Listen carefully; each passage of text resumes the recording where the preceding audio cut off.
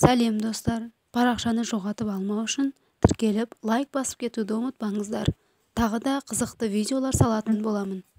Али-Баба және 40 қарақшы.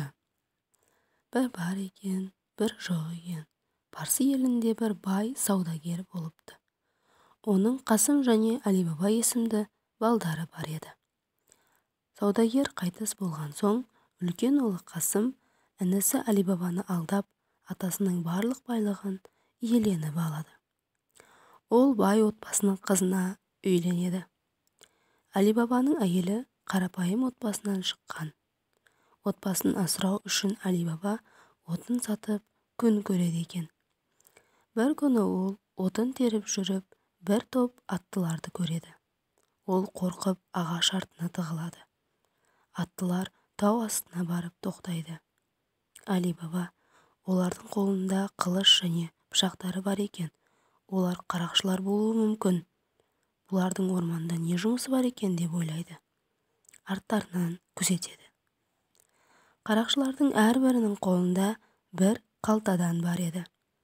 Олардың бастығы тау астына келіп, сим-сим ашыл дейді. Тау астындағы бір үлкен тас жылжып ашылады. Али-Баба көздеріне сенбей таң қалады. Қарақшылар тау астына үңгірге кіріп кетеді. Есік жабылады. Бірнеше сағаттан соң есік ашылып, қарақшылар қайта шықты. Аттарға отырып жүріп кетті. Али-Баба шыдай алмай, олар кеткен соң үңгірге келді. Тас есік жанына келіп, сим-сим ашыл деп айқайлады. Есік ашылды. Али-Баба үңгірге кірді. Үңгірдің іші толған гауһар тастар, алтын, әшекейлер, бұйымдар, алмас тастар, қымбат бұйымдармен толы еді. Али-Баба өзіне керекті ғана алтын тастар алып, қалтасына салды. Қарақшылар сезбей де қалады деп ойлады. Ол алтындарды алып үйіне келді. Әйеліне «Қара, мен не әкелдім» деп қалтасындағы алтындарды көрсетті. Әйелі таңданып, «Бұл алтындарды ұрлап алдыңыз ба?» деп сұрайды. Али-Баба, «Бұл ұзақ оқиға, бұл алтындар маған дейін ұрланып алынған» деп күледі. Әйелі, «Бұны есептеп шығайық» дейді. «Бұндай көп алтынды есептей алмаймыз. Жақсысы, сен ағамның үйіне барып, таразысын сұрап кел» дейді. Әйелі ағасының үйіне келеді. «Абысын, маған таразыңызды ертеңге дейін бере тұрыңызшы. Таңертең міндетті түрде алып келемін» дейді. Абысыны, «Бұл таразымен не өлшейсіңдер?» дейді. «Жоқ, жай дәндерді өлшейміз» дейді әйелі. Қасымның әйелі өте пысық еді. Ол олардың дәндері жоқ екенін білетін еді. Ол таразының астына жабысқақ зат жабыстырып қойды. Әйелі таразыны алып үйіне келді. Екеуі алтынды өлшей бастады. Алтындар өте көп еді. «Біз байып кеттік, енді қалаған затымызды сатып алсақ болады» дейді әйелі. Али-Баба, «Асықпа, әйтпесе бізден күдіктеніп қалады. Адамдарды, сырымызды ешкім білмеу керек» дейді. Екеуі келіседі. Ертеңіне әйелі таразыны абысынына әкеліп береді. Абысыны таразының астында жабысып қалған алтынды көреді. Ол сол мезетте Қасымға інісінің алтындары бар екенін айтады. Ағасы, алтындарды қай жерден алған екен деп ойланады. Оны білу үшін інісінің үйіне барады. «Інім, Әли, қалайсың? Денсаулығың жақсы ма? Сенің алдыңа еш нәрсеге мұқтаж емессің бе?» деп сұрауға келдім. «Ұялмай сұрай бер, сен үшін барлығына дайынмын». «Ағатай, мені ойлап келгенің үшін өте қуаныштымын. Бірақ менде барлығы бар. Маған еш нәрсе керек емес. Өзімнің байлығым бар» дейді. Ағасының көзі үлкейіп, «Байлық? Қандай байлық? Маған да айтшы» дейді. Ақ көңіл Али-Баба ағасына барлығын үңгір қарақшылар жайлы айтып береді. Ағасы, «Міне солай де, ертең мен де барамын. Үңгір есігінің ашылу үшін айтылатын сиқырлы сөз қандай?» деп сұрайды. Інісі, «Сим-сим ашыл» деп айтасыз» дейді. Ертеңіне 4 есек алып жолға шығады. Ол кетіп бара жатып, байлардың ең байы мен боламын деп қуанып келе жатады. Үңгірдің қасына келіп бар даусымен айқайлайды. Сим-сим ашыл! Үңгір есігі бірден ашылады. Қасым ішке кіріп кетеді. Мә, неткен байлықтар, көздеріме сене алар емеспін. Осынша байлықтар, осынша алтындар, мен бұның барлығын алып кетемін деп асығады. Ол қаптарды алтындармен толтырады.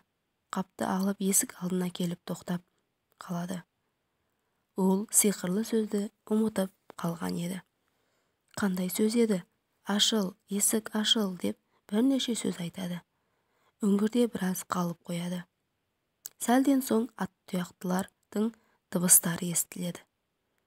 40 қарақшы өз үңгірлеріне қайтып келеді. Сим-сим ашыл дейді олар. Есік ашылып, қарақшылар есік алдында тізелеп отырған Қасымды көреді. Ештеңе сұрамай, қарақшылар Қасымды өлтіреді. Қасымның әйелі күйеуінің жоғалғаны жайлы Али-Бабаға айтады. Али-Баба оның үңгірге кеткенін пайымдап, оны өзім тауып келемін дейді. Али-Баба үңгірге кіріп, ағасының денесін көреді. Ол өте қайғырады. Денесін алып үйіне келеді. Қасымның әйелі болып өткен жағдайды қызметкеріне айтады. Бірнеше күн өткен соң Қасымның әйелі қайғыда ауырып қайтыс болады. Қызметкер қыз Али-Бабаға оның үйіне барып тұруын сұрайды. Ол ақылды қыз болғаны үшін оған көнеді. Бірнеше күннен соң қарақшылар үңгірге тағы келеді. Олар Қасымның денесінің жоқтығын көріп әбігер болады. Демек, және біреу біздің қазынамыз жайлы біледі. Оны табу керек дейді. Ол қарақшылардан біреуін ауылға жақын арада кім қайтыс болғанын біліп келуге жібереді. Қарақшылар ауылға келіп іздейді. Олардан бірі емші жанына келіп, осы арада кімнің қайтыс болғанын білмейсіз ба деп сұрайды. Емші, иә, Қасым деген кісі қайтыс болғанын, қызметкерінен ауруына дәрі беріп жібергенін, сонда да жазылмағанын айтады. Оның үйі қайда екен? Деп сұрайды қарақшылар. Оның үйінде ешкім жасамайды, дейді емші. Оның Али-Баба деген інісі бар. Ол ауылдың төмен жағында тұрады, дейді. Қарақшы ойланып, кеш батқанда Али-Бабаның үйіне келіп, есігіне белгі қалдырып кетеді. Ертең келіп, олардың барлығын өлтіреміз, дейді. Ертеңіне қызметкер қыз таңда Али-Бабаның үйіне келіп, белгіні көреді. Ол үйдегілер қауіп астында екенін сезеді. Сөйтіп, ауылдағы барлық есікке белгі қойып шығады. Қарақшылар кешке келіп, Али-Бабаның үйін таба алмай қайтып кетеді. Қарақшылар бастығы істі өзі қолға алады. Ол белгі қалдырмай, Али-Бабаның үйін жақсылап, қарап, есіне сақтап қалады. Қарақшыларға 40 есек пен 40 бөшке дайындауды бұйырады. Бөшкелерден біреуін маймен толтырып, қалғандарына қарақшылар жасырынып алады. Май саудагері сияқты киініп, Али-Бабаның үйіне келеді. Есікті қағады. Али-Баба есікті ашып, сізге кім керек деп сұрайды. Қарақшылар бастығы, мен май саудагерімін. Керуенмен май сатуға шығып едім, кеш батып қалды. Үйіңізге кіргізе аласыз ба дейді. Жұмысыңыз ауыр екен, біздің үйге кіріп түнде қалыңыздар, дейді. Әли, қызметкер қыз келіп, бөшкелеріңізді көріп шықсам бола ма, дейді. Қарақшы, әрине, керек болса көріңіз, дейді. Қызметкер қыз май толтырылған бөшкені ашып көреді. Қарақшы қуанып қалады. Бәрі үйге кіріп, бір дастархан басына отырады. Қызметкер қыз тамақ алып келіп, қарақшылар бастығының қолындағы гауһар тасты жүзікке көзі түседі. Ол Али-Баба алып келген алтындарға ұқсайтын еді. Ол күдіктене бастайды. Бөшкелер тұрған жерге барады. Бөшкелерді қағып көреді. Бөшке ішінде қарақшылар шығатын кез келді ме қожайын деп сыбырлайды. Қызметкер қыз қарақшылар ісін түсініп қояды. май толған бөшкеден май алып, оны қайнатады. Қайнап тұрған майды басқа бөшкелерге құйып шығады. Қарақшылар ыстық майдан күйіп айқайлай бастайды. Сөйтіп олар барлық қарақшылардан құтылады. Аздан соң қарақшылар бастығы қарақшыларды босату үшін сыртқа шығады. Бөшкелерді аша бастайды. Бөшке ішін көріп, қарақшылар бастығы қорқып кетеді.